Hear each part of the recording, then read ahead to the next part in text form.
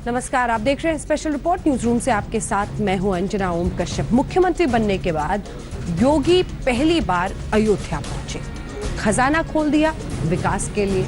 लेकिन इसी के साथ शायद वो अरमान जो हमेशा से योगी के मन में रहा वो भी सामने आया। वो अरमान क्या? वो ये कि राम मंदिर बने अयोध्या में।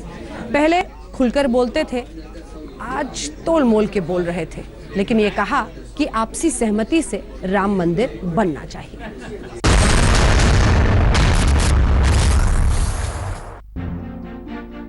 अयोध्या की इस प्राचीन परंपरा के साथ कोई आता है तो स्वाभाविक रूप से उसका जुड़ाव मर्यादा पुरुषोत्तम भगवान श्री राम की इस परंपरा के साथ जुड़ता हुआ दिखाई देता है और उसके मुंह से बरबस निकल पड़ता है कि जय श्री राम। भगवान राम की नगरी अयोध्या में योगी आदित्यनाथ का जय श्री राम का नारा बहुत कुछ कह रहा है। मुख्यमंत्री बनने के बाद पहली बार योगी आदित्यनाथ अयोध्या पहुंचे तो उन्हें पता था कि अयोध्या के लोगों की उनसे अपेक्षाएं क्या है।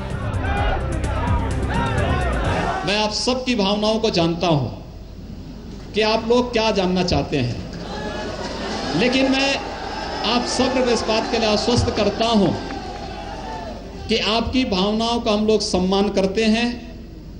और मैं चाहूंगा अयोध्या में भगवान श्री राम की जन्मभूमि से संबंधित विवाद बातचीत के माध्यम से दोनों पक्ष समाधान का कोई मार्ग निकाल सकते हैं तो उत्तर प्रदेश सरकार इस संबंध में आपके साथ जहां आप कहेंगे वहां खड़ी रहेगी। हर प्रकार से इस मामले में सहयोग के माध्यम से इस समस्या का समाधान का रास्ता निकालने के लिए आपका सहयोग करेगी। उत्तर प्रदेश में योगी आदित्यनाथ को 3/4 बहुमत वाली सरकार मिली है। नरेंद्र मोदी ने योगी को उत्तर प्रदेश का कप्तान बनाया है। योगी की निगाहों में मोदी का मिशन 2019 है और उसका रास्ता भी अयोध्या से होकर गुजरता है। यूं तो योगी पहले मंदिर के लिए हुंकार भरते थे, लेकिन अब वो हाकिम है। पहले तौल लेते हैं फिर बोलते हैं। देश के माननीय उच्चतम न्यायालय ने भी सौहार्द की दृष्टि से इस बात की एक अपील की है और इस अपील को ध्यान में रख करके हम लोगों को एक नया प्रयास प्रारंभ करना चाहिए। एक नया माहौल बना है। मुझे बहुत अच्छा लगा, लखनऊ में कई मुस्लिम संगठनों ने अयोध्या में राम जन्मभूमि हिंदू समाज को सौंपने की वकालत की। ऐसे अनेक संगठन सामने आ रहे हैं। आज मैं जब प्रातः यहां आया था और अभी मैं दिगंबर अखाड़ा में था, दिगंबर अखाड़ा में भी मेरे पास कुछ संगठनों ने इस बारे में कहा। एक अच्छी शुरुआत है, क्योंकि बहुत सारे लोग नहीं चाहते हैं कि इस देश के अंदर हम सब मिलकर के रहें। जाहिर है कि योगी आदित्यनाथ अब कट्टर हिंदुत्ववादी नेता की तरह हुंकार नहीं भर सकते, लिहाजा मुस्लिम समुदाय के साथ बातचीत का विकल्प उन्हें ज्यादा जच रहा है। योगी आदित्यनाथ ने अयोध्या आके वो सब संकेत दिए और बातें कही जो राम मंदिर मुद्दे को जीवंत करती हैं। एक तरफ जहां उन्होंने राम मंदिर पर मन की बात करके संत समाज को गदगद कर दिया, वहीं दूसरी ओर ये साफ कर दिया कि 2019 के चुनाव में दिल्ली का रास्ता बीजेपी के लिए अयोध्या से गुजरेगा। वैसे भी अयोध्या के लोग अब मंदिर मस्जिद विवाद का खात्मा चाहते हैं ताकि मंदिर से आगे विकास की बात हो। योगी से हर वर्ग की उम्मीदें हैं। योगी जी हमारे उत्तर प्रदेश के मुख्यमंत्री बने हैं। अब हम लोगों को उम्मीद है कि राम मंदिर यही बनेगा, क्योंकि अयोध्या यही है, राम का स्थान यही है, तो मंदिर यहाँ नहीं तो क्या पाकिस्तान में बनेगा? जो मंदिर का निर्माण होना वो होना चाहिए। अपना यहाँ पे जो है वतन है, एकता बनी रहे। सत्ता की कुछ अपनी मजबूरियां होती हैं। योगी के सामने उनका धर्म संकट साफ दिखाई पड़ रहा था। योगी पहले अयोध्या में मंदिर की रट लगाते थे, उनकी सरकार आई तो विकास की बात करने लगे। योगी ने अयोध्या के विकास के लिए सरकारी खजाना खोल दिया। लगभग हम लोग इन सभी योजनाओं पर अयोध्या की दृष्टि से लगभग 350 करोड़ रुपए खर्च करने जा रहे हैं अयोध्या के विकास की दृष्टि से। अयोध्या में देश भर से आए साधु संतों का जमावड़ा लगा है। ऐसे में योगी के अयोध्या प्लान के मायने बढ़ गए हैं। अयोध्या के लोग सवाल कर रहे हैं कि केंद्र में मोदी, यूपी में योगी, मंदिर अब नहीं तो कब? मौसमी सिंह के साथ शिव पूजन झा, अयोध्या आज तक।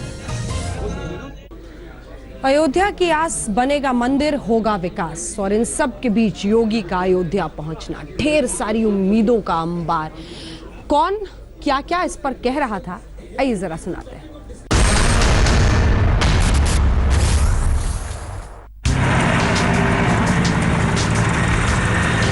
बरसों बाद उत्तर प्रदेश के किसी मुख्यमंत्री का हेलीकॉप्टर अयोध्या में उतरा है। सजी सवरी और साधु संतों के जमावड़े के चलते भगवा हुई अयोध्या को जिसका इंतजार था वो आ गया। अयोध्या में योगी के आने का शंखनाद हो गया। अयोध्या के लिए न तो योगी नए हैं, न योगी के लिए अयोध्या। सन्यासी का तो धार्मिक नगरी में आना जाना लगा ही रहता है, लेकिन खास बात यह है कि योगी आदित्यनाथ मुख्यमंत्री बनने के बाद पहली बार अयोध्या पहुंचे हैं। लोगों की नजरें बदली हैं, अयोध्या का नजारा बदला है। योगी अयोध्या क्या पहुंचे, राम की नगरी योगी के रंग में रंग गई। योगी के साथ साधु संतों का काफिला चल पड़ा। योगी की एक झलक पाने के लिए अयोध्या के लोग छतों पर चढ़ गए। संतों के बीच योगी सही मायने में योगी हो गए, राजपाट जैसे बिसर गया हो। उनकी इस यात्रा की सुरक्षा में लगे सीओ सदर दीपक कुमार ने भी शायद मुख्यमंत्री को सन्यासी ही समझ लिया, लिहाजा योगी के चरणों में गिर गए। अयोध्या की परंपरा के मुताबिक योगी पहले हनुमानगढ़ी पहुंचे। योगी ने बजरंग बली के दर्शन किए। मंत्रोच्चार के बीच योगी ने विशेष पूजा की। संतों ने उन्हें अंग वस्त्र पहनाए। इसी बीच फूलों का इतना बड़ा हार योगी के गले में डाला गया जिसके भीतर तो योगी छिप ही गए। हनुमानगढ़ी में पूजन दर्शन के बाद योगी बाहर निकले। यहाँ पर योगी आदित्यनाथ अब से कुछ वक्त पहले पहुंचे, हनुमानगढ़ी में पूजा अर्चना की। यहाँ पर एक पद्धति है कि जब हनुमानगढ़ी कोई श्रद्धालु पहुंचता है तो स्वस्ति वाचन के बाद वो तुलसी के पत्र पर राम का नाम लिखता है और उसी को चढ़ाया जाता है जो है हनुमान जी के। पहले तो उनका गेट पर स्वस्ति वाचन के साथ में उनका सम्मान किया गया। उसके बाद में हनुमान जी का दर्शन किया गया, उनको चरणोदक माला महावीरी प्रसाद। उसके बाद में हम और हमारे जो गद्दी नसीन हैं उनके द्वारा 51 किलो माला के साथ में माला पहना करके स्वागत किया गया, अंग वस्त्र भेंट किया गया और हनुमान जी का प्रसाद दे करके उनको सम्मानित किया गया। बजरंग बली के दर्शन के बाद योगी ने लाव लश्कर के साथ रामलला के दर्शन किए। आज मैं प्रातः काल जब आया तो मैं स्वयं पहले हनुमानगढ़ी में दर्शन किया। दर्शन करने के बाद भगवान श्री राम की जन्मभूमि पर भगवान श्री राम के दर्शन करने के लिए भी मैं वहां पर जन्मभूमि में भी गया था। अयोध्या वालों को उम्मीद जगी कि राम मंदिर के लिए योगी कुछ न कुछ तो जरूर करेंगे। संत समाज को पूर्ण विश्वास है कि आज रामलला जो टेंट में बैठे हैं, योगी जी वास्तव में रामलला को टेंट से हटाकर उनका भव्य राम मंदिर बनाकर अपने गुरु के सपनों को पूरा करें, राम जन्मभूमि का निर्माण अयोध्या में करें। योगी आदित्यनाथ का अगला पड़ाव था सरयू का तीर, जहां राम की पैड़ी पर योगी ने खड़े होकर पूजा अर्चना की।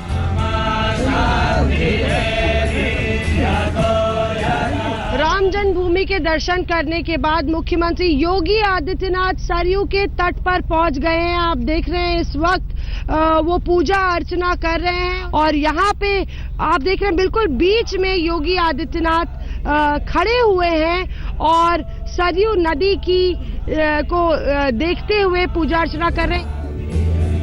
योगी आदित्यनाथ ने अयोध्या में पार्टी कार्यकर्ताओं से बातचीत की तो प्रशासनिक अधिकारियों के साथ बैठक कर कानून व्यवस्था पर चर्चा भी की। इसके बाद योगी आदित्यनाथ महंत नृत्य गोपाल दास के जन्मोत्सव कार्यक्रम में हिस्सा लेने पहुंचे। जन्मोत्सव का ये कार्यक्रम 7 दिनों तक चलेगा। महंत नृत्य गोपाल दास का जन्मोत्सव योगी की अयोध्या यात्रा का बस एक पहलू है। योगी की निगाहें और निशाना तो मिशन 2019 पर है। मौसमी सिंह के साथ शिव पूजन झा, अयोध्या आज तक। इस देश की सियासत भी लेकिन जबरदस्त है। इधर योगी अयोध्या में थे और इधर सियासी सरगर्मी खूब जोरों पर थी दिल्ली में।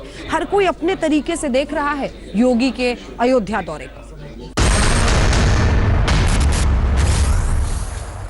मैं समझता हूं कि योगी जी और भारतीय जनता पार्टी रामलला के भव्य मंदिर बनाने में शायद इतनी दिलचस्पी नहीं है जिसको एक राजनीतिक मुद्दा बनाए रखने पे है। हमने वचन किया है कि 2019 के पहले हम बना देंगे, ये मैनिफेस्टो में है, तो हमें बनाना है। इस बार कोई हमारे पास बहाना नहीं है। उत्तर प्रदेश के बिगड़ते जंगल राज बन चुके उत्तर प्रदेश के जो कानूनी हालात हैं उससे ध्यान हटकाने के लिए हमें लगता है कि ये दौरा किया जा रहा है, क्योंकि रोजाना उत्तर प्रदेश सिर्फ अपराध और ऐसी घटनाओं से जाना जा रहा था जिससे लेकर के वहाँ की जनता त्रस्त है। मुख्यमंत्री जी अच्छा काम प्रदेश के लिए करें, जनता के विकास के लिए करें, प्रदेश के विकास के लिए काम करें, उसके लिए वो प्रयासरत भी हैं। जब से वो मुख्यमंत्री बने हैं लगातार काम कर रहे हैं और मैं समझता हूँ कि आगे अच्छा काम होगा, विकास के लिए होगा। राम मंदिर का निर्माण जहाँ तक जो होना है तो होता रहेगा। केजरीवाल के सामने कपिल मिश्रा की पिटाई दिखाएंगे एक छोटे से ब्रेक के बाद। देखते रहिए स्पेशल रिपोर्ट।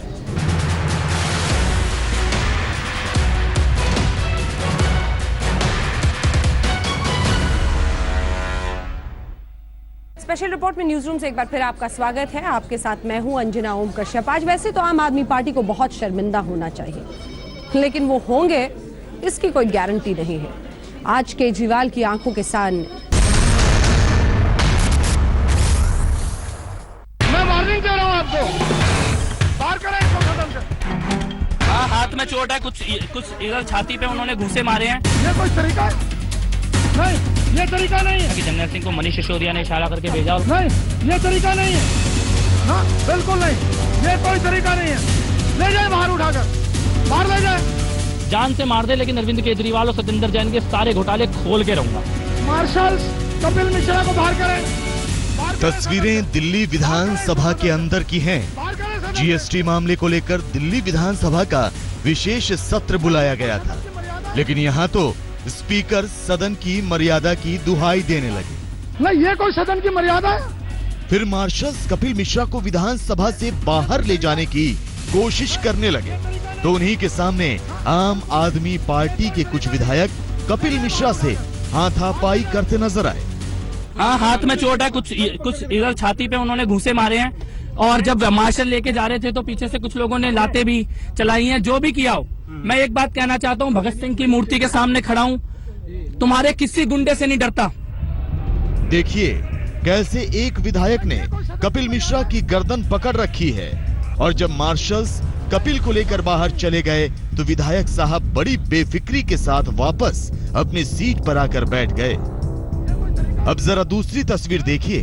अपनी सीट से उठकर आम आदमी पार्टी के विधायक अमानतुल्लाह खान बड़ी तेजी से दूसरी सीटों पर चढ़ते हुए कपिल मिश्रा की ओर बढ़ते हैं। पता नहीं ये कपिल के साथ क्या करना चाहते थे, लेकिन जब तक अमानतुल्लाह खान कपिल के करीब पहुंचते, मार्शल्स उन्हें बाहर लेकर जा चुके थे। दो विधायक मैंने सामने देखे जो सामने से थे, बाकियों ने पीछे से घेरा था। उसमें कस्तूरबा नगर के मदन लाल, तिलक नगर के जर्नैल सिंह थे। मैंने ये भी देखा कि जर्नैल सिंह को मनीष सिसोदिया ने इशारा करके भेजा, और वो बहुत दूर से मनीष सिसोदिया ने जर्नैल सिंह को इशारा, बिल्कुल, और इसलिए वो बहुत दूर से आए। और मेरे को लगता है कि ये फुटेज अगर पब्लिक कर दें तो सब कुछ दिख जाएगा। दरअसल कपिल मिश्रा दिल्ली विधानसभा के विशेष सत्र के दौरान अचानक खड़े हुए। उनके हाथ में एक बैनर था जिसके जरिए वो मुख्यमंत्री अरविंद केजरीवाल और सत्येंद्र जैन के खिलाफ रामलीला मैदान में विशेष सत्र बुलाने की मांग कर रहे थे, लेकिन विधानसभा अध्यक्ष ने कपिल मिश्रा को सदन से बाहर करने का हुक्म सुनाते हुए मार्शल बुला ली। हालांकि मार्शल आते उससे पहले ही कपिल मिश्रा के साथ हाथापाई शुरू हो गई। आम आदमी पार्टी विधायकों ने कपिल को चारों ओर से घेर लिया और मुख्यमंत्री अरविंद केजरीवाल चुपचाप अपनी सीट पर बैठे रहे। जो जानकारी मेरे को सदन में रखने से रोकी जा रही है, वो सारी जानकारी मैं रामलीला मैदान कॉन्स्टिट्यूशन क्लब में शनिवार को शाम को 5 बजे जनता के बीच में रखूंगा। मारपीट होती रही तो कुछ भी करें, चाहे जान से मार दें, जान से मार दे, लेकिन अरविंद केजरीवाल और सत्येंद्र जैन के सारे घोटाले खोल के रहूंगा। उधर दिल्ली विधानसभा में हुए इस वाकये को लेकर बीजेपी ने आम आदमी पार्टी को घेरा, तो आम आदमी पार्टी ने कपिल मिश्रा से किसी भी तरह की मारपीट से इनकार किया। आम आदमी पार्टी से बाहर किए गए कपिल मिश्रा लगातार अरविंद केजरीवाल और सत्येंद्र जैन पर भ्रष्टाचार के आरोप लगा रहे हैं, तो अब कुछ और ठोस सबूत पेश करने का दावा करते नजर। आज तक ब्यूरो। और अब वहां से आइए आपको सीधे लिए चलते हैं बिहार बोर्ड में फेल होने के बाद छात्रों का गदर दिखा आज। बहुत नाराज नीतीश कुमार और शिक्षा मंत्री पर कैसे कोहराम मचाया फेल छात्रों ने, देखिए।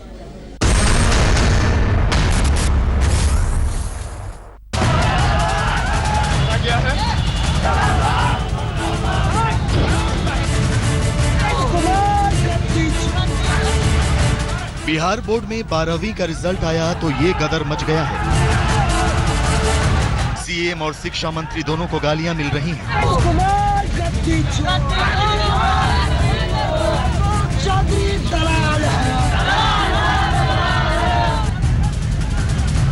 बिहार के सारे फेल्यूर छात्र सड़क पर हैं और बिहार के एजुकेशन सिस्टम को कोस रहे हैं।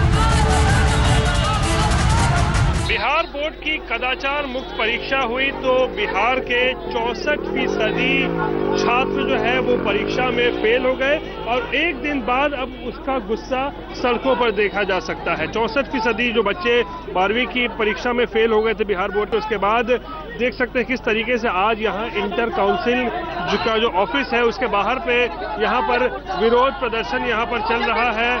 यहाँ पर जो सैकड़ों की तादाद में संख्या में यहाँ पे छात्र आए हुए हैं।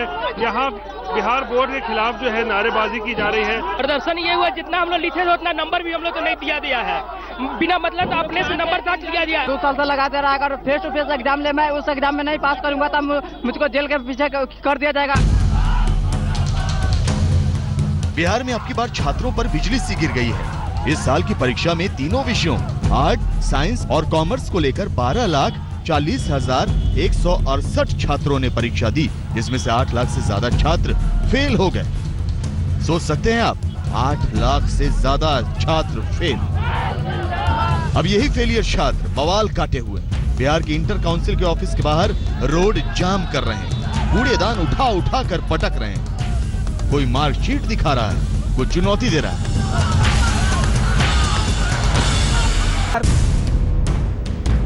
लेकिन सवाल यह है कि बिहार बोर्ड का इतना बदतर रिजल्ट क्यों आया है? बिहार में शिक्षा की इतनी मिट्टी पलित कैसे और क्यों हो गई? क्या बिहार के छात्रों को नकल मुंह लग गई है? और जब ईमानदारी से परीक्षा हुई तो सारे छात्र औंधे मुंह जा गिरे, रिजल्ट लुढ़क कर गर्त में चला गया। या फिर इस बार बिहार के गिरते पड़ते रिजल्ट के पीछे कुछ और ही कहानी है? सच हम तलाशेंगे।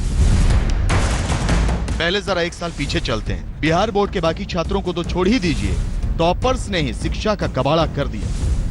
ज्योग्राफी, म्यूजिक और पॉलिटिकल साइंस।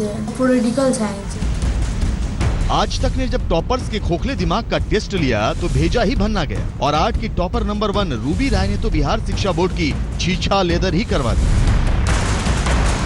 पिछले साल साइंस में 500 में से 426 अंक हासिल करने वाले सौरभ श्रेष्ठ भी टॉपर के नाम पर कलंक ही साबित हुए।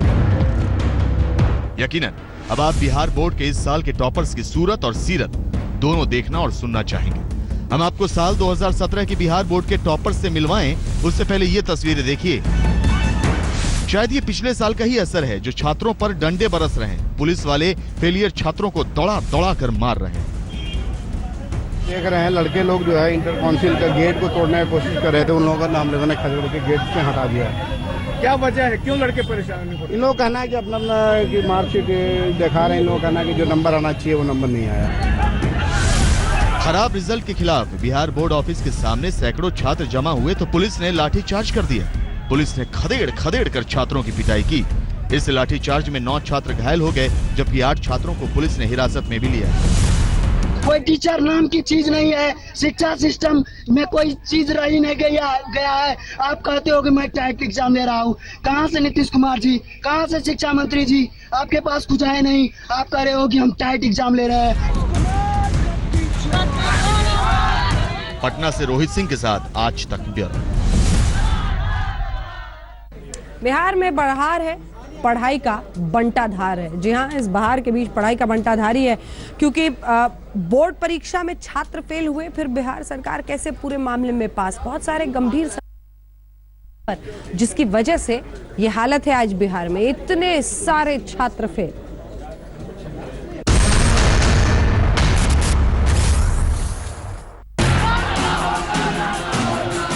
एक तरफ बिहार के बदतर रिजल्ट को लेकर फेलियर छात्रों में हाहाकार मचा हुआ है, तो दूसरी तरफ बिहार सरकार इस साल के टॉपर्स को इनाम की घोषणा भी कर रही है।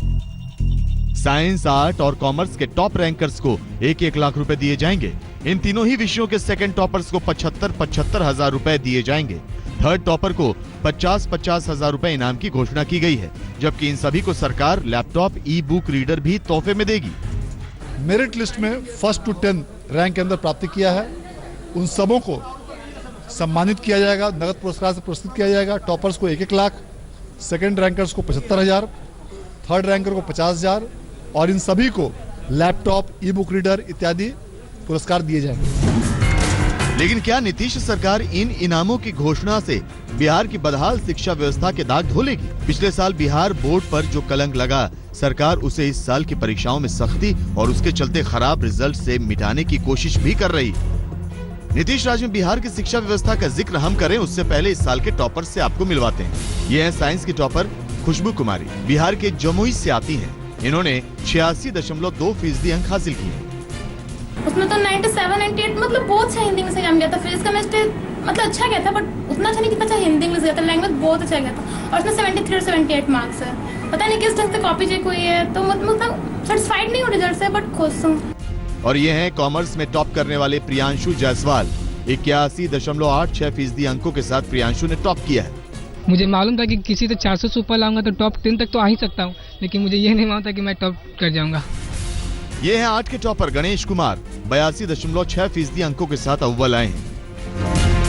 इससे इतर बिहार के बांका जिले का एक गांव तो ऐसा है जहां 12वीं की परीक्षा में एक भी लड़का पास नहीं हुआ और सरकार इस खराब रिजल्ट को भी सही साबित करने में लगी। जबकि पूरा सच ये है कि छात्र परीक्षा पास करने लायक बनाए ही नहीं गए, और बनते भी कैसे। उनको पढ़ाने के लिए जितने टीचर चाहिए उतने नहीं हैं, और जो टीचर हैं उनकी गुणवत्ता पर भी समय समय पर सवाल उठते रहे। पटना से रोहित सिंह के साथ आज तक ब्यूरो। इसी के साथ स्पेशल रिपोर्ट में हम रुक रहे हैं ब्रेक के लिए। ब्रेक के उस पार लेकिन आपको दिखाएंगे यूक्रेन की तस्वीरें, बाढ़ से तबाही, ऐसी सड़क धमाका। देखते रहिए आज तक।